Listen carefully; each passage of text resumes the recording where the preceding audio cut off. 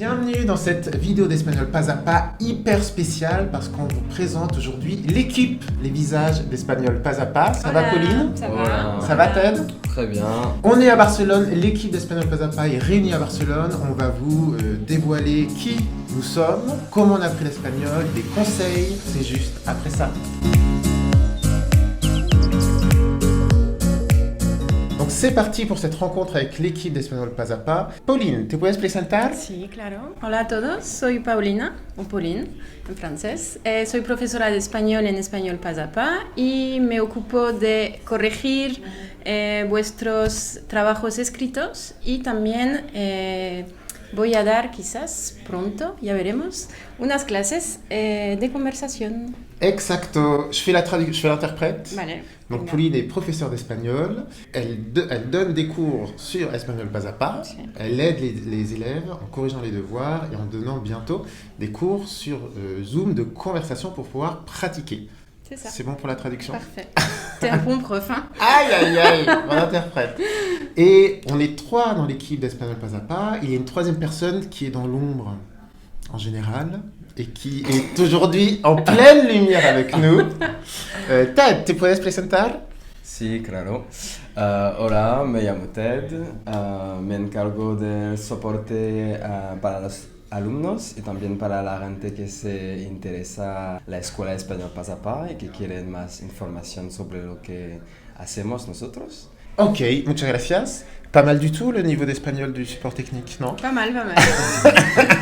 Et donc on fait cette vidéo un peu atypique pour présenter l'équipe d'Espagnol Pas a Pas, pour que vous nous connaissiez, que vous connaissiez nos visages et aussi pour vous donner des conseils, des astuces pour progresser en espagnol. Juste avant de donner des astuces, est-ce que chacun vous pouvez nous dire pourquoi l'espagnol? Alors moi, pourquoi l'espagnol? Parce que j'ai toujours adoré cette langue, tout simplement. C'est quelque chose qui, dès la 4e, quand j'ai commencé, m'a toujours attirée. J'ai aimé le son de cette langue, la prononcer, l'écouter, et puis après, j'en ai fait mon métier. Avec Pauline, on a exactement la même raison pour laquelle on apprend l'espagnol. C'est juste un coup de cœur Bah ouais, c'est ça. et une passion. Et la culture, et Ouais. les gens, et Exact. c'est Donc, une super culture. voilà, donc je copie-colle la réponse de Pauline. Copieur. Merci Pauline. Je t'en prie. Et Ted, pourquoi l'espagnol? Pourquoi l'espagnol? Eh bien parce que je vis à Barcelone et donc c'est plutôt un aspect pratique au départ et maintenant parce que voilà la culture espagnole, la façon de voir le monde, de voir la vie, de voir les choses est différente ici et que j'apprécie beaucoup. Donc c'est aussi l'amour de la culture et de l'Espagne en général. Et donc, on a une prof de dingue avec nous. On a une personne qui vit en Espagne et qui parle espagnol tous les jours. Vous voulez peut-être qu'ils vous donnent leurs conseils pour parler espagnol. Alors, Pauline, quel est ton conseil, The conseil. ton conseil de prof pour une personne qui veut parler espagnol aujourd'hui? qui Alors apprend? moi je dirais en premier, il faut déjà se connaître et savoir comment on apprend. C'est-à-dire que si on est plus visuel, si on est plus auditif, c'est un peu comprendre comment on apprend, comment on fonctionne, quelles sont les choses qui marchent en fait pour nous dans un apprentissage. Et après je dirais que c'est la régularité. Et c'est surtout ne pas perdre la motivation. Donc pour ça, toi tu donnes déjà plein de conseils. Mais je dirais que c'est super important d'être régulier et de pas commencer trop fort non plus pour pas après être complètement démotivé, d'avoir tout fait dès le départ. Comme la salle de sport. Ouais, voilà, exactement. Sinon, tu Sinon retournes tu pas. payes l'abonnement pour rien. Après, c'est ça. Donc ouais, on est d'accord sur ça. Et puis se connaître, vraiment essayer de se souvenir quand on était à l'école, qu'est-ce qui fonctionnait, est-ce que je suis plus d'écrire, est-ce que je suis plus d'écouter, est-ce que j'ai besoin de voir pour mémoriser ou juste en entendant. Enfin voilà, c'est des petits conseils. Ouais, tout à fait. Et pour la régularité, c'est important de ne jamais vraiment s'arrêter. C'est ça. Ouais. Et quand on sent qu'on s'arrête, parce qu'on est humain, on a le droit d'avoir des coups de mou, ne jamais vraiment arrêter. Il y a les séries, il y a les chansons. C'est ça. Et donc maintenant, un conseil de Ted qui est plus chiffres, technique, informatique, high-tech, tout ce que qu'on n'est personnellement... pas, voilà, je ne savais pas si je te mettais dedans. Non, mais tout ce qu'on n'est pas. tout ce qu'on n'est pas, donc il y a une petite rupture. Il y a une rupture. Il y a 2 salles, 2 ambiances. Ted, quels sont les outils Alors toi, tu as appris l'espagnol. Quels sont les outils que tu as utilisés et quels sont les outils que tu conseillerais peut-être qui n'existaient pas quand tu as appris l'espagnol? Alors, les outils que j'ai utilisés, déjà la base, c'est avoir des mots, parce que si on connaît aucun mot en espagnol, on aura du mal à parler et à comprendre et à se faire comprendre. Donc, vocabulaire, application mobile. Moi, j'ai utilisé Mosalingua, Duolingo, il y en a d'autres. Et l'avantage, c'est que ça crée une routine. Et puis c'est comme un jeu presque, voilà, dans les transports ou quand on a un peu de temps mort, on peut l'utiliser. Donc ça c'est cool pour le vocabulaire. Après, lire c'est bien pour pouvoir voir les mots, voir comment ils s'écrivent par contre j'ai utilisé j'ai essayé des choses différentes.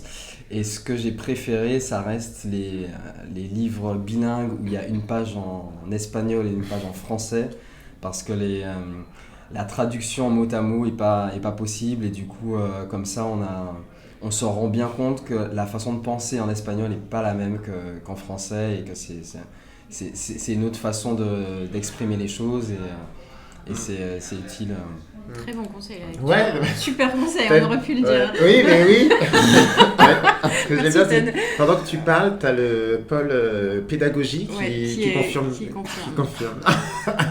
Et alors, dernière petite question. Quand on apprend l'espagnol, on vit des choses qui peuvent être positives ou négatives, mais on en tire toujours du positif. Et question pour vous, Ted et Pauline, et j'y réponds juste après. Est-ce que vous pouvez partager avec nous une anecdote qui vous est arrivée, qui soit positive ou négative, mais vous en avez tiré du positif normalement, pendant votre apprentissage de l'espagnol? Une petite anecdote pour partager avec ceux qui nous écoutent. Ted ou Pauline, qui veut commencer? Ted, on t'écoute. Une anecdote. Eh bien, avant de rejoindre Espagnol Pas à Pas, j'étais analyste de données à Barcelone. Et du coup, pour les entretiens, ça s'était bien passé par rapport notamment à l'espagnol et à la fluidité, etc. Puisque voilà, j'avais bossé le vocabulaire, etc. pour l'entretien. Arrive la première journée de boulot, et notamment la pause de 11h, el almuerzo, avec les collègues. Et donc on descend au bar pour pouvoir manger un sandwich, et là, discuter du week-end, etc. Et moi, je n'ai rien compris. J'ai rien compris, je me faisais comme oui, mais... T'as mangé ton sandwich. C'était juste horrible et hyper frustrant, et du coup ça m'a motivé pour pouvoir progresser le plus rapidement possible, pour pouvoir communiquer, échanger et être à l'aise, quoi. Ok, ouais. Donc tu as dû acquérir un autre champ lexical que celui de ton travail. Exactement, ouais, de la vie de tous les jours en fait. Ok, cool. Et toi, Pauline? Alors moi, ça va être quand j'avais 18 ans que je suis venue vivre un an à Barcelone, et je vivais avec une famille d'accueil. Et donc quand j'étais encore en France, j'ai dû appeler la famille d'accueil pour donner l'heure de mon arrivée, expliquer comment j'allais venir, etc. Et j'ai préparé toutes mes phrases avant le coup de téléphone. J'ai appelé, j'étais toute stressée et tout. Et quand j'ai appelé, j'ai pu donner toutes mes phrases comme j'avais bien fait, et surtout j'ai compris. J'avais déjà un peu compris avant, donc j'étais... Ouais, il y a eu un échange et ça m'a super motivée. Enfin, je me suis dit, ouais, ça va être trop bien, j'ai trop envie de pouvoir échanger avec les gens et tout. Cool. Donc moi, c'est plus une note positive, on va dire, d'avoir envie. Ce premier échange, même au téléphone, m'avait beaucoup donné envie de venir passer cette année à Barcelone et d'échanger avec les gens et de connaître et de m'intégrer. Cool. Voilà. Ouais. Cool. Et moi, petite anecdote, c'est plus semblable à Ted qu'à la tienne. C'est plutôt quelque chose positif. Ouais, c'est pas quelque chose de positif. Mais j'en ai tiré du positif. Alors, dis-nous. Enfin, on va en tirer du positif. Mais moi, c'est comme Ted. Car quand j'avais 18 ans, il y a un mix entre les deux. J'avais également 18 ans. Je suis venu travailler un été près de Barcelone, à Rosas, dans un supermarché tenu par une famille d'Andalous qui vivent en Catalogne. Et donc, premier jour de travail, bon, ils avaient vu que j'étais pas à fond, que j'étais pas au top en espagnol, mais j'arrivais à me débrouiller. Et comme TED, changement de champ lexical. Dans un rayon, la personne m'explique comment fonctionne le rayon, comment fonctionne l'arrière-boutique, comment remplir le rayon, comment aller chercher dans la boutique, comment tout remettre en place. Je n'avais aucun vocabulaire, je n'ai rien compris. Et à la fin, elle me dit « Todo bien? ¿Me has entendido ?» Moi, je fais « Vous m'avez compris ?» Tu m'as compris? Je fais « Oui, oui, oui. » Elle part et j'avais rien compris. Donc j'étais tout seul dans le rayon en train d'ouvrir les trucs, de regarder ce qui... Ouais, c'était une catastrophe. Elle est venue après, elle a vu que je n'avais rien compris. Et j'ai vu dans son regard... La déception. La déception et la détresse. Parce qu'elle avait un employé qui ne comprenait que dalle. Dios mío. Donc elle m'a mis plutôt sur la serpillière et le balai. Et puis petit à petit, j'ai compris. Mais, voilà. Petite anecdote, pas à pas. Pas à pas. Oui, tout à fait. Merci Pauline. De rien. Merci beaucoup Pauline et Ted Merci à toi. d'être venus rencontrer online la communauté. J'espère que cette rencontre avec l'équipe d'Espagnol Pas à Pas ici à Barcelone vous a plu. Si cette rencontre, si vous avez aimé voir les visages, les petites bouilles d'Espagnol Pas à Pas, vous pouvez mettre un like. Si vous voulez connaître d'autres choses sur l'espagnol, vous pouvez vous abonner à la chaîne d'Espagnol Pas à Pas. Muchísimas gracias, on va se faire un petit café. Allez, c'est parti. El almuerzo, c'est la pause en milieu de matinée. Là, il est 11h, donc on va se faire un petit almuerzo, el bocadillo, le petit sandwich, le petit café et tout ira bien. Muchísimas gracias. Gracias. A ti. Hasta luego, adiós. Hasta luego.